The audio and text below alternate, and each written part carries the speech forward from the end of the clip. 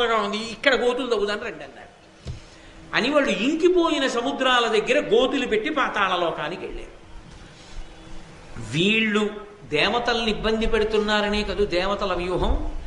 ఈ లోకమునంతటినీ కూడా తనదిగా భరించేటటువంటి శ్రీ మహావిష్ణువు కపిల మహర్షి రూపంలో పాతాళలోకంలో కూర్చుని ఆయన తపస్సు చేసుకుంటున్నారు ఆ టైంలో. అంటే ఆయన అప్పటికి ఆ అవతార స్వీకారం చేసి ఉన్నారు. అవతారము అంటే ఒక్కొక్క ప్రయోజనం కోసం ఒక్కొక్కసారి ఆయన భూమండలానికి వస్తారు.